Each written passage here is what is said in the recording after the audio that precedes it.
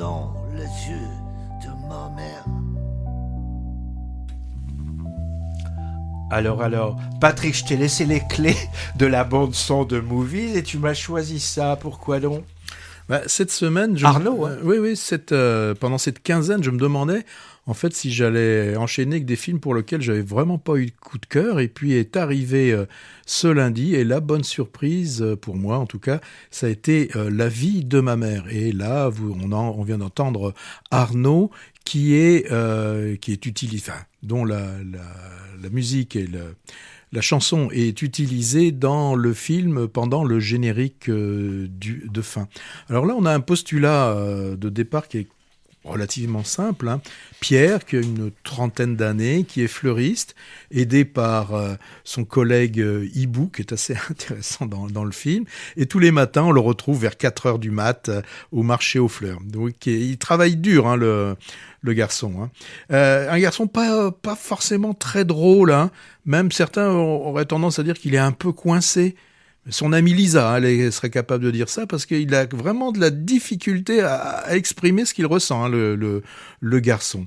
Et là, on suit une journée qui commence comme toutes les autres et qui normalement devrait avoir un moment important, puisqu'il doit rencontrer une commerciale pour obtenir un contrat avec une boîte qui organise des mariages. Donc c'est vraiment un truc hyper important pour lui, parce que ça lui permettrait quand même de sortir un peu la tête de l'eau. Mais vous me direz, il y a des jours comme ça où rien ne se déroule comme on l'attendait.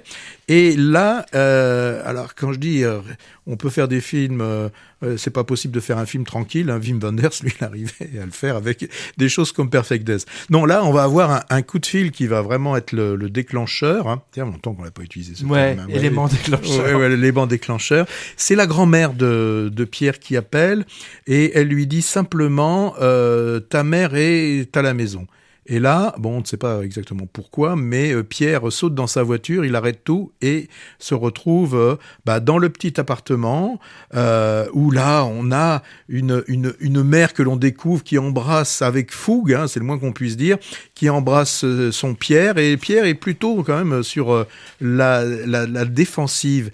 On va rapidement comprendre que Judith, normalement, elle devrait pas être là. Elle est en fugue d'un établissement dans lequel elle est soignée pour des troubles liés à la bipolarité. Alors là, Pierre va mentir à sa mère. Il va lui proposer, comme elle le souhaite, d'aller se recueillir sur la tombe du père de Judith. Et en fait, lui, le garçon, il a qu'une seule idée en tête, c'est de ramener sa mère à l'établissement d'où elle s'est enfuie. Alors, qu'est-ce qu'il va se passer ensuite ? Ah non, on dit rien. Attends, non, c'est ce que je vais dire que je vais pas le dire. Alors, laisse-moi le dire que je vais pas le dire. Et donc, il faut que vous alliez voir ces deux acteurs dont j'ai pas donné le nom pour le moment, qui sont dans une symbiose totale pour jouer ce rôle mère-fils. Alors, la mère, c'est Agnès Jaoui. Alors, elle est maquillée dans le film comme dirait dans la chanson, comme une voiture volée. Alors toujours prête à partir dans les délires les plus fous les uns que les autres.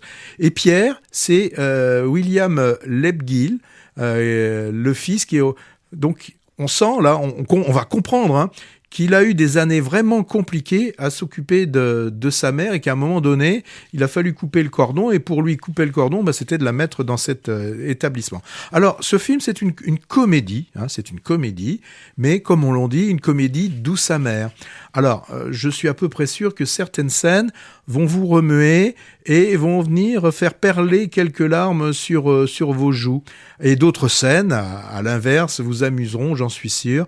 De très belles scènes, d'ailleurs, qui ont été tournées dans la région, puisqu'on parle de Gujan-Mestras dans ce film. Et il y a une montée de la dune du Pilat, où là, on voit d'une façon très symbolique, où Pierre donne la main à sa mère pour l'aider à gravir cette pente. Alors, moi, j'ai trouvé vraiment un film d'une grande sensibilité, mais sans sensiblerie.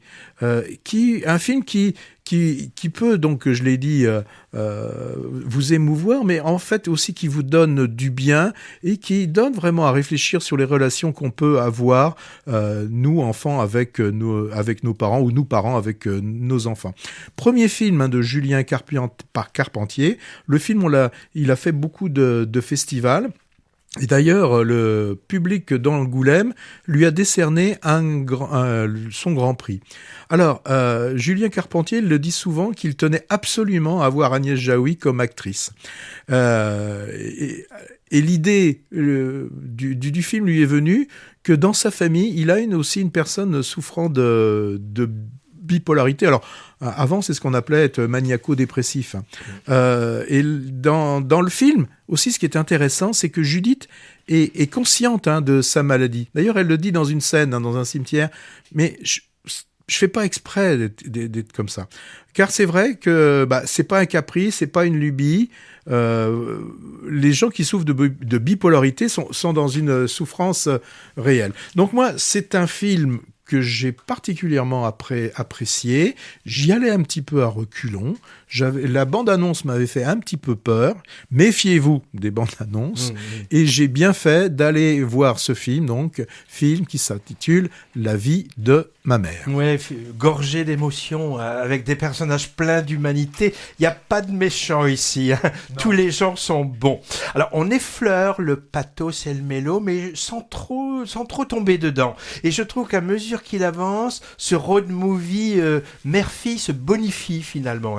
William Legge, tu l'as cité, moi je le trouve vraiment très bon dans ce rôle.